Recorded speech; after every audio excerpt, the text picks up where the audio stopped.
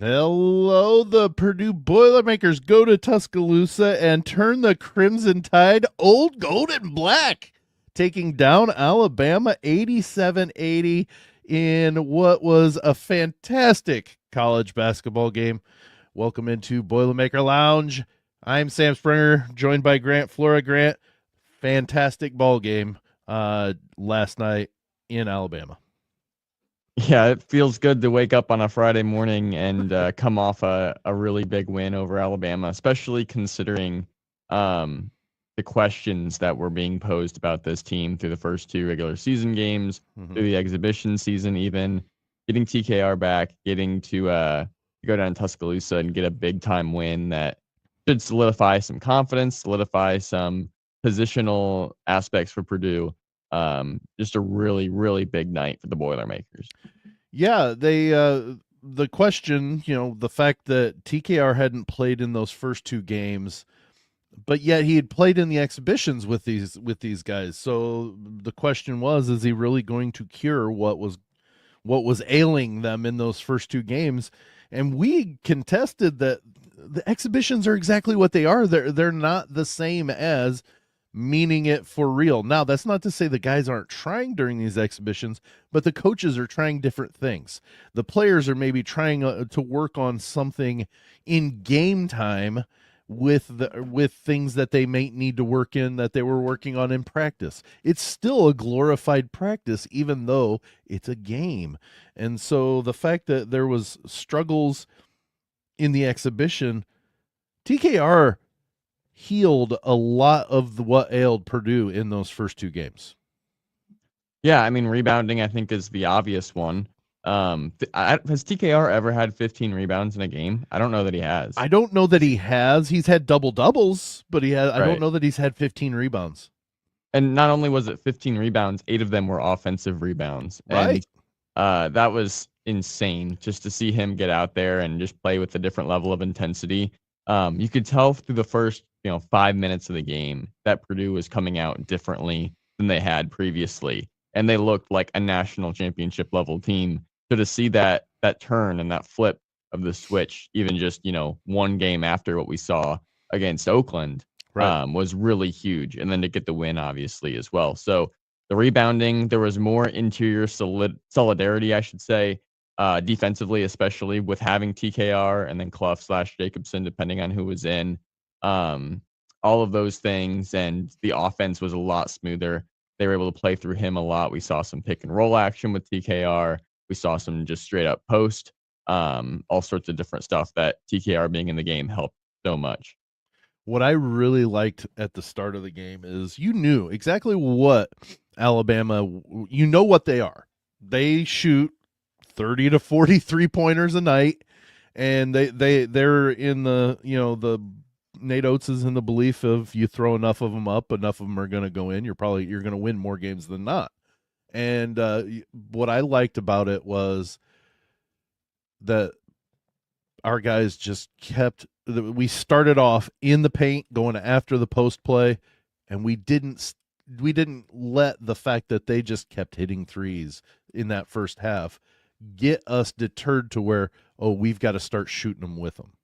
We stayed true to our game plan here, and at least which it appeared anyways, and they led at the half.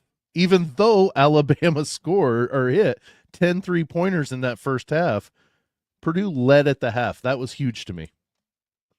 Yeah, they shut the water off on everything else for Alabama. So, I mean, yeah, they had 10 threes in the first half. That's 30 points. Yet they only had 41 overall. So they Right. only got 11 points on free throws and 2-pointers. And I And believe there then, were only four baskets other than threes that were made during that first half. So I think they went 3 for 3 on free throws.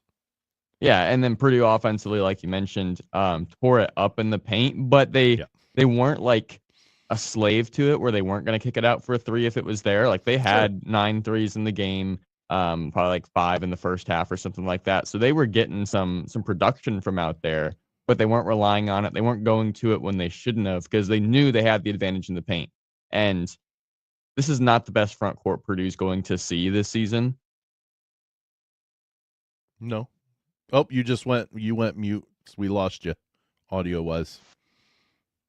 Are we back? Yeah, there we go. Okay. Yeah, I heard that in my headphones too. I don't know. Like I was saying, not the best front court Purdue's going to see this season, and they took advantage of that. But Alabama's strength is definitely in their guards, and Purdue's guards and their backcourt stepped up to the challenge. Were able to make it work, and that was kind of the difference in the game when it came down to it. Yeah, LeBaron Filan Jr. was one that we thought could be a real thorn in the side offensively for Alabama. Aiden Holly, they had a trio of in their front court that they were talking about that could really screw up Purdue's plans in the front court. And only Holloway really blew up, and he did in the first half. I think he had 14 in the first half, and he had a bunch of threes.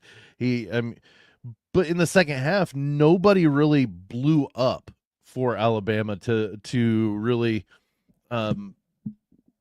Purdue's defense kind of locked down. They gave up points, they gave up plays. I get it, but even the best defenses in all of you think about the NFL, all of the best defenses ever. Most of them, all but one, lost a football game, so that means they gave up more points than the offense scored, and they gave up points. So their scoring plays. Every defense, no matter how well or whatever you're playing, Purdue played a very solid defense in that second half to force bad 3-point attempts. And there were some bad 3-point attempts by Alabama. Yeah, and like Alabama scored 91 against North Dakota, 103 against St. John. So comparatively, like to hold Alabama to 80 was pretty good for Purdue. And again, I thought they did it a lot with their interior defense, forcing Alabama to shoot, but shut the water off on everything else. And eventually, when you're forced to live and die by the three, it's going to start to kill you if you don't have another plan, like a plan B. And Alabama really didn't have a plan B that was effective. LeBaron Filan did not have his best night. Like, we'll just put that out there. 1 of 6. He was 5 of 14. Right, 11 points. Like, he definitely played a lot better against St. John's. Holloway had 21, but like you said, first half was more where he made his mark. I just thought Purdue did a great job, like we said, keeping those two guys in front of them. They got into some traffic down in the paint where they couldn't put up some of the shots they wanted to, or they were contested, like layups or close-in shots. They weren't going to go to their mid-range floaters at all, and Nate Oates is very much against that for his offense, as opposed to Purdue, who did that quite a bit. Yeah. So understanding that and being able to take the things away that they needed to take away was just really well executed for Purdue. Well, and we talked about it last night during the post game with Dustin Schutte. Daniel Jacobson did a lot of things around the rim that really just it didn't go into the scorebook, but he either deterred a shot going up and mandated a kick out, or he affected the shot enough to where it wasn't a good look. And the fact he had 0 blocks, Purdue as a team had 0 blocks, but at the same time, like I was saying, 66 shots of Alabama's, 44 of them were 3-pointers. So there's not a lot of opportunities to get blocks at the hoop when only about 15 to 17 shots are being taken at the hoop. There's not a lot of ease and chance for blocking. And I think that's huge because they were 12 of 22 for just slightly over 50% in their non-3-point shots, but they were 36% on their threes. And they hit 10 in the first half. They needed 10 in the second half and just didn't. Yeah, I was really surprised to see that that Purdue didn't have any blocks as a team. Right. Because, like you said, it seemed like they were really affecting shots and playing some good hard defense. Yep. But between all the stuff they were able to do on the glass, those affected shots, like they had just as much of a defensive impact despite not having any blocks. And so, and like you said too, all the threes are going to take away from the blocking opportunities. They only really had 22 blockable shots, if you will.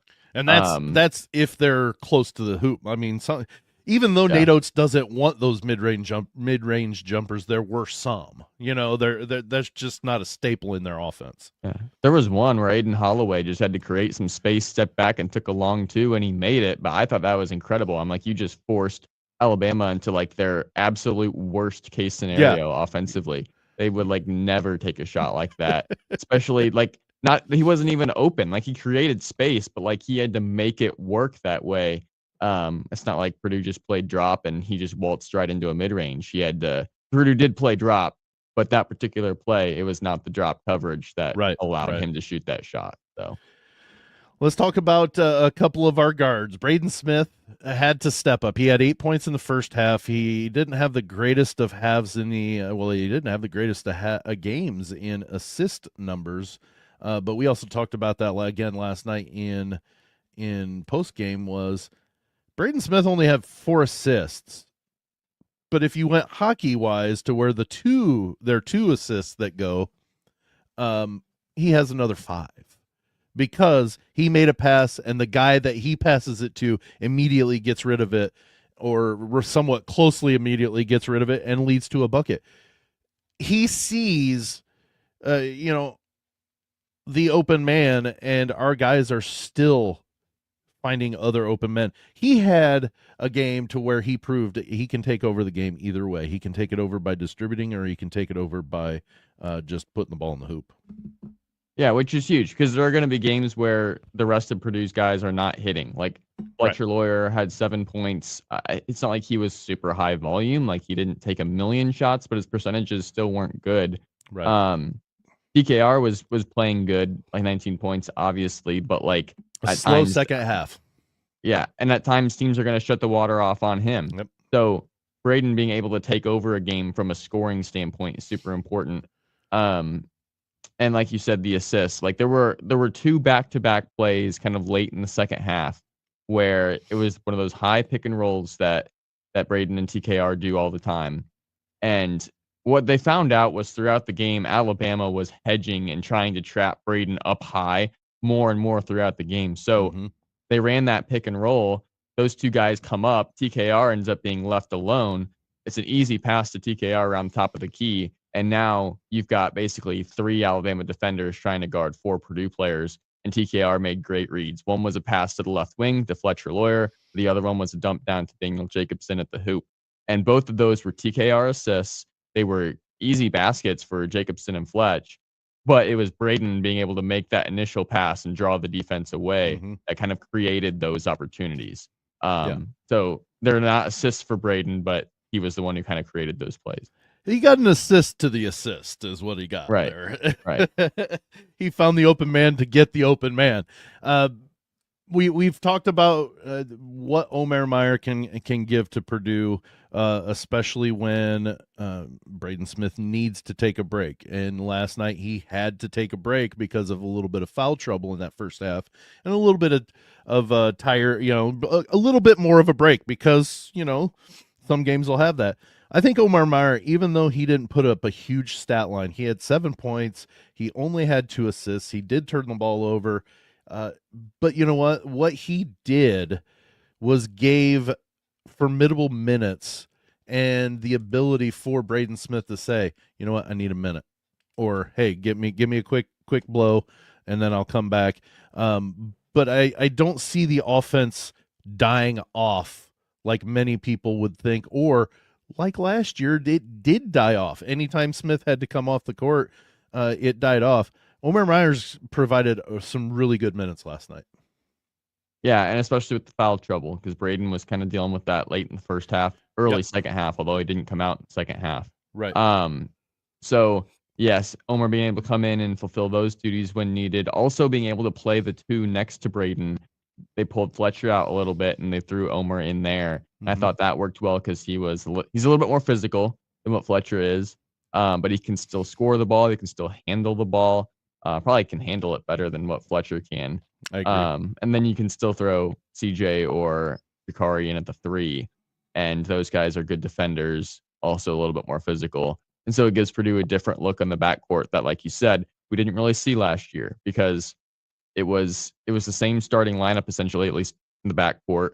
but then you had Jakari as kind of the main guy coming off the bench, and I don't even remember who else they had, but it wasn't an option as good as Omer Meyer, I can tell you that. Guard wise, no. I mean, it was CJ was running the point if Braden wasn't in the game, and that's not taking anything away from CJ Cox. He's just not the point guard that Omer Meyer is. Right. Yeah, and then they had to rely on like Colvin and Heidi to try and be your next backcourt guy. Oh. By the way, I'm going to talk while you're check it. Are you good? I think so. Can you hear me? Yes, I can hear you. Yeah. Did you see? I apologize. We're having some mic issues. We'll get it figured out. Did you see the dunk by Colvin against Michigan? Yes, I was watching that game, and I saw some things from him that I was like, "Where on earth was this when you were at Purdue?" Obviously, he's older now, but still, right.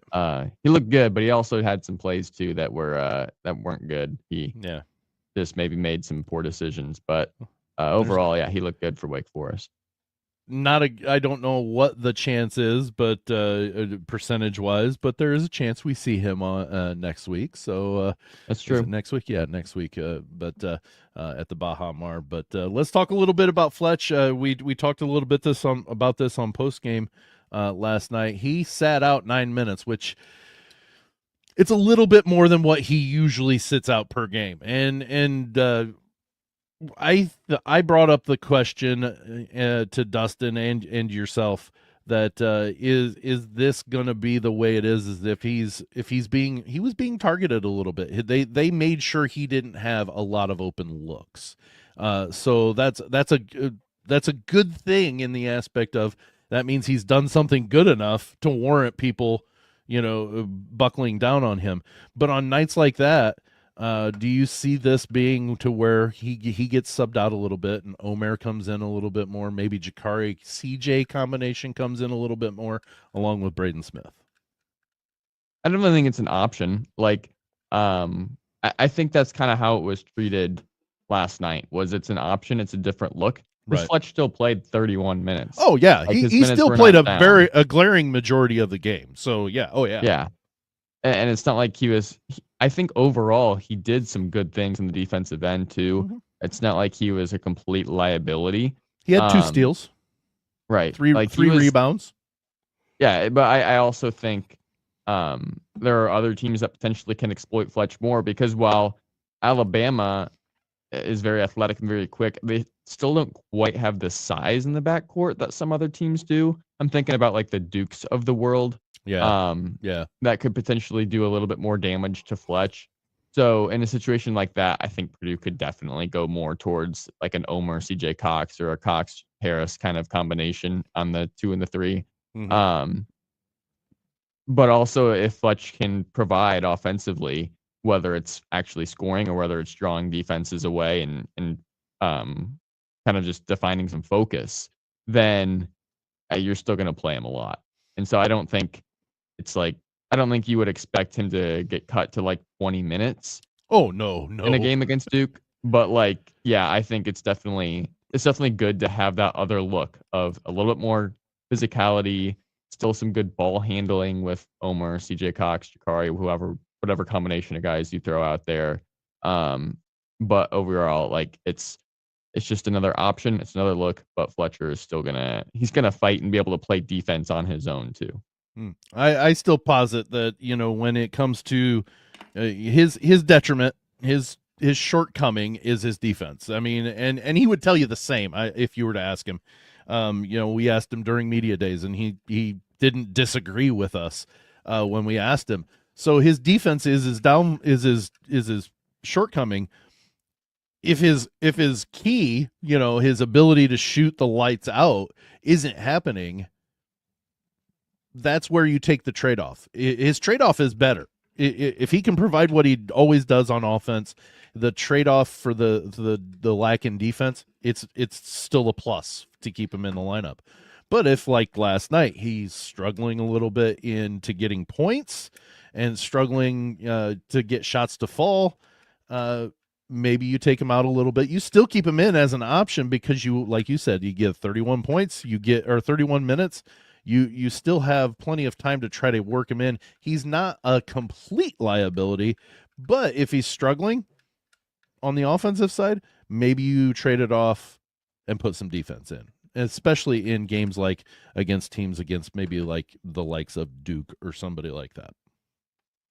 Yeah. So it's good to see Purdue play a high caliber team, a Final Four caliber team, and be able to handle some of those things like the physicality, the Yeah. quickness, because ultimately, if you're going to cut down the nets in April, you're going to have to run through maybe three teams, maybe even three or four teams of that caliber. And you've got to be a solid enough team to handle it. 2 years ago, they were, because Edie in the post just erased everything, rebounded everything, and you had Braden running the show. Even some of their deficiencies in the backcourt weren't as big of a deal because of those options. Now Right. it's a little bit different. TKR is dominant offensively, but doesn't have quite the same defensive presence that Edie did. Obviously, your backcourt is really strong, but still has some of the deficiencies in the physicality and defensive aspects. And so, can you handle those types of teams? And this was definitely a step in the right direction. There are other teams that could come in and cause some problems as well that maybe Alabama isn't as ready to exploit, but definitely a huge step in the right direction for Purdue. Well, I'm sure excited about what came from last night, because it answered so many of the questions that I expected. That's the fun thing is I was like, well, this should, and it turned out that most of those questions were answered the way that I was thinking that they would. They really did shut down a really high octane offense and held them to 80 points. to say, wow, we held that offense to 80 points. Well, we're really happy with that. Yeah, you really are, because that offense is one, like you said a little bit earlier. They can put up 103 points against the fifth best team in the country according to the AP poll, and that's exactly what they did against St. John's. And for Purdue to be able to kind of quell that and turn it in the enemy territory too. That's another thing is Coleman Coliseum. Well, it's not the equivalent to Rupp. It's not the equivalent to Mackey. It's not the equivalent to probably Breslin. I mean, I've never been there, so I don't know exactly. It still gets really loud. And we noticed last night that, there was a little exchange between Braden Smith and Oscar Clough, where Braden's going, "You've got to listen to me," and Oscar goes, "I can't hear you." You know, Yeah. so Well, it's very loud. yeah, it's not the biggest arena, so when it gets rocking, it's gonna get louder than, Right. it could potentially even get louder than Rupp or Breslin at times because it's a smaller situation. So, has kind of like how Mackey is that way, where it's not huge, but the acoustics really allow for the decibel levels to Right. rise. So, yeah, that's obviously a huge deal. I think playing in Rupp in the exhibition probably helped them. But you've got to be able to play when you're not at home. You got to be able to play when you have opposing fan bases that are rolling and trying to get their team to go on a run, which happened a couple times with Alabama. But not You got to be huge able to runs. quiet that crowd. That was Right, really not big. huge runs. They stopped it before it got kind of over the top, and that Mm-hmm. was huge because what the fans were kind of like, when Alabama hit those three threes in the first half, it erupted, and it looked like Alabama was starting to come along. That was a point where Purdue could have let things go, and Alabama could have opened up an 8 to 10 point lead, but they didn't. Purdue responded. Same thing later in the second half. That's got to be the veteran leadership in them. It has to be, because a younger group that hasn't experienced that, I would think would not wrongly fold a little bit under that pressure. Yeah, that's the recipe for handling that as well as possible is a veteran point guard who's the best point guard in the country, and a big guy who can get you a basket pretty much whenever you need it in those kind of tough situations, plus all the other guys that complement them. So they are perfectly built to withstand some of those pressures and whatnot. Well, the Boilermakers sweep the 3-game series that they signed up with for Alabama with. They won 2 years ago in Toronto, Zach Edey's last year. the last year at Mackey, and then they traveled to Tuscaloosa last night with an 8-point win against and we knew Alabama would be good, and we'd been talking about it for a while we were previewing the season and stuff like that, and we just didn't know how good Alabama was going to be. Now, granted, we're early in the season. They got up to number 8 because they beat a number 5 team on the road, technically at a neutral court, but it was in New York City, so it was on the road against St. John's. But the fact remains is they might have been a little bit better than what we were anticipating them to be. And it's really comforting to know that the veteran leadership and the just overall talent level that Purdue's got was able to go into a situation like Tuscaloosa last night and deal with everything that was going on with that crowd and still weather the storm and come out with a 7-point lead or win. It wasn't, hey, we've got to make a bucket at the end to win, and thank goodness we escaped. It was, we controlled that second half, and even though they got into the lead, took the lead a couple of times, I didn't feel uneasy about it in that second half. Now, I didn't think, oh, this is in the bag, Purdue's winning. It was, I don't feel uneasy. Even when they fell behind, it felt like Purdue was still in control of what they wanted to do. Yeah, they played with a lot of confidence. They honestly played with a lot of swagger, and I feel like we don't see a lot of that from Purdue. Well, Braden Smith hitting a 3 and turning to the student section and just staring him down as he goes down the court. That's attitude right there. I love it. Braden was definitely playing with it. I think you could say TKR was the same way. Like, they were, especially the older guys, were like, "Hey, we're Purdue. We're number 2 for a reason. Should be number 1, and we're coming in here to play like it and to get a big time win. And you guys aren't gonna make us feel like we're less than we are." So it's just good to see some of that, to say that they're confident, that they're going to withstand that storm when you're playing in a hostile environment, all of those types of things. But I just feel like it was a little bit more than what we normally see from Purdue. Mm-hmm. And when you're a championship caliber team from the get-go, playing like that can definitely help you. Well, it's definitely a big resume builder. This will go a long way in what happens. I mean, because I even if Alabama doesn't turn out to be a top 10 team at the end of the season, that's still a good, quad 1 win right there to go a long ways for the Boilermakers in come March and in the tournament. But let's move on from that game last night and move on to Sunday. The 3-0 Purdue Boilermakers will host the 3-0 Akron Zips. An opportunity, Grant, for the first opportunity, Grant, for Coach Matt Painter to get win number 500 of his career. They, according to ESPN, and I never put much really strong feelings into it because they had Alabama with a 63% chance last night to win. But ESPN has a 93.5% chance that Purdue wins this game. Yeah, it obviously should happen. Purdue just comes off a road win to Alabama. You'd think they'd have no problem with Akron. You got to be careful that it's not a letdown game. Mm-hmm. We got to see them build on this Alabama game. I'd like to see similar intensity. They were very intense. Definitely came to play against Bama. You've got to see that on a consistent basis. Obviously, it's maybe a little bit different because you don't have the anticipation of playing number 8 Alabama on the road compared to Akron at home, but you've got to see it. And so I'm looking for that.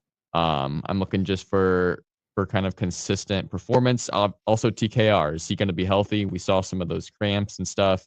How is he doing as far as getting back to 100%? All of those different things. But Akron, when you look at their roster, is going to have some pretty big holes that Purdue can exploit, particularly in their front court. Well, in Akron, they're a tournament team from last year, but there's always that big caveat but they, like you said, they lost some people. There are some bigger holes in their roster to where it can be exploited. But the thing that we have to understand is these are 22 to 18 to 22 year old young men There is, and shoot, even adults do this. Like full-fledged adults do this. They look past sometimes, and the second that happens, and honestly, not saying it's the case, not saying it, that could have been the Oakland problem too. Part of the Oakland problem too. We've got Alabama next week, and whatever, it is what it is on that one. I'm just saying, but you don't want to overlook Akron. You don't, because you've got Memphis and then maybe Texas Tech or Wake Forest right after that. Next week. Akron is a game you should win. Akron's a game you should win handsomely. Like there are things that are adding up to this that is very similarly to the game against Oakland, for the fact that this should be an easy win. Not saying it's going to be. It should be an easy win. And our guys need to just basically take the intensity that they had against Alabama and play for as long as they can with that intensity, in order to make this such a lopsided game that they can take the second half or half the second half off. Yeah. Akron is a pretty good mid-major program. Like, let's not forget. They were actually a popular upset pick last year when they played Arizona in the first round. Didn't end up coming close to Arizona, but no, they ended up getting beat by like 30, I think. Yeah, 27 points last year against them. Yeah. Still, that's why Purdue scheduled this game. That's why they scheduled Akron, is because they're a good mid-major program.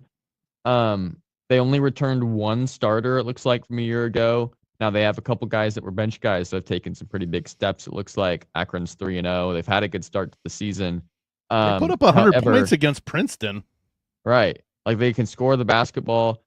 Their problem is going to be, I think their biggest guy in their starting lineup is 6'9", Amani Lyles, who's their leading scorer. But Purdue is going to have a huge size advantage. Even their guards aren't that big. Like, positionally, they're not going to be sizing Purdue. They do have a couple other guys around 6'8", 6'10" that might come in sparingly, but nobody that's a major minute getter outside of Lyles. That's going to be a big guy. So I think they're going to struggle with that. Daniel Jacobson, Buff should be able to have their way. But yes, this is a game that for Purdue, it's important to come out with kind of a different energy. You really don't want to see an Oakland type situation here where they win by 10. You want to see a 30-point blowout like Evansville. It should be comfortable. Another chance for them to kind of fine-tune some things, fix some things heading into the Baja Mar, so that they can be. Oh, you went dead. Can't hear you. Are we back? Yes. Okay. I don't know I'm gonna have to figure something out. It's fine. Yeah, essentially I was done, but yeah, it's a chance to kind of fine-tune some things, get back and prepare for the Bahamas, but also make sure you play with that consistent level of intensity. Yeah, Akron, like I said, they've scored over 100 twice, to the fact that they played against Princeton, and then what is this? Penn State Shenango. They're also the Nittany Lions. Penn State Shenango. I don't know. SHENANGO. Sure. It's an offshoot. It's kind of like Purdue Fort Wayne, or the Purdue Northwest or whatever. So, except for they went with Nittany Lions as well. So, but those two, they've scored. They played James Madison, beat them by 14, and scored 85. So they can score points. They do have the capability of scoring points, but they haven't played the likes of a team like Purdue.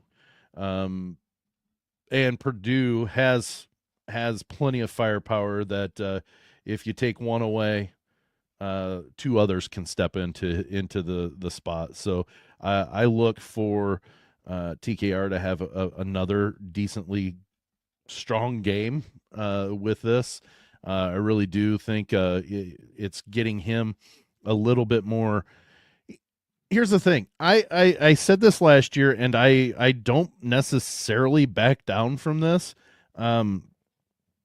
I really think TKR could be a Naismith finalist. I really do. That he's improved so much from Zach Edey years to last year, and even if he only holds steady at how much he's improved, he flatlines from last year to this year. He's now in a position. He doesn't have to flip flop between positions now. He is a 4, and so I really think that's going to help him really put together a campaign that he could be a Naismith finalist.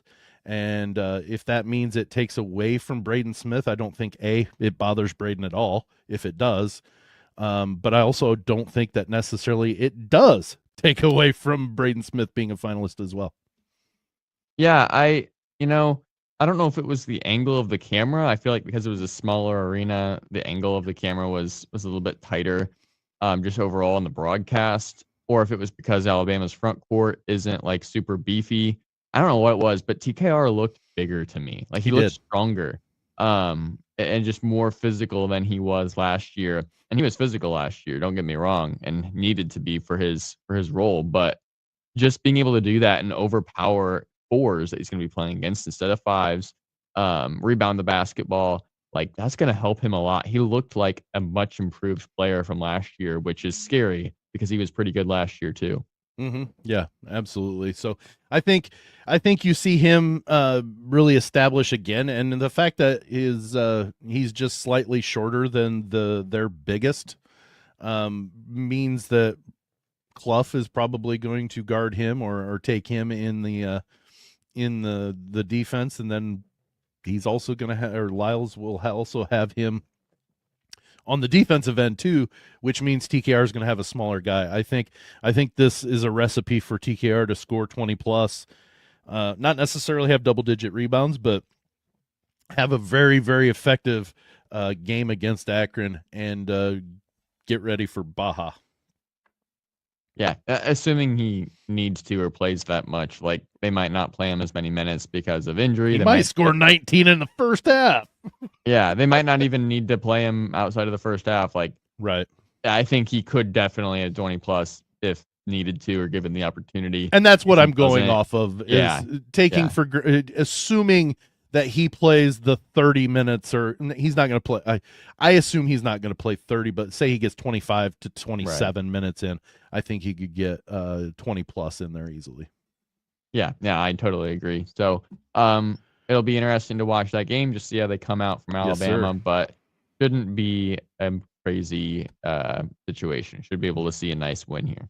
Well, I will be there on Sunday. I'm actually going to be in the house for that game. Dustin Schutte and I will do the Boiler Ball post game in the lounge from Mackey Arena. Mr. Grant, you're going to be on your way to Nationals for your cross country, so best of luck there. But make sure you're paying attention to what the Boilermakers are doing. Oh yeah, we'll be watching for sure. But it'll be a fun week down in Tallahassee, Florida. Tallahassee. You're too young to know Keith Jackson, but oh my goodness, that was the perfect. That was the way he said Tallahassee. So he was a great announcer. So maybe you being a guy that is doing that for school, you might eventually know who Keith Jackson was, and one of the most iconic college football, and he did some other stuff, but college football voices in history. So, but all right, well, that brings us to the end of Boilermaker Lounge here on this Friday. Beautiful. It's always a great Friday when you have a win, and it's even better when you have a win over a top 10 opponent. First time since 1982 that the Boilermakers won a non-conference game on the road against a top 10 opponent. Last time is 1982 against number 7 Louisville, however you want to call it. The Cardinals down there in Kentucky. But that was the last time that happened. And it's an even better Friday, Grant, when you have all that and you have such cool, awesome new uniforms. Oh yeah, those black script uniforms are sweet. Oh, they absolutely were fire. They were fire. They are. I hope they eventually get they make the triple set of white, black, and an old gold version of it too, because then that would be just a fire set of uniforms. I love gold jerseys from Purdue. Like every time they wear them, I love them. So I love to prefer see, the obviously. older school ones, the ones that are shiny gold. I like that sheen, but I'll take old gold no matter how they put it. Yeah, that's right. So. All right. Well, thanks so much for joining us this Friday for on Boilermaker Lounge. The Boilers are 3-0 going to the weekend to try to get Coach Painter win number 500 in his career on Sunday against Akron. We'll have a show on Tuesday. I don't think Grant will be here, so we'll have somebody subbing in for him on Tuesday. And but thanks so much for joining us this week. For Grant Flora, I'm Sam Sprunger. I'll see you on Tuesday.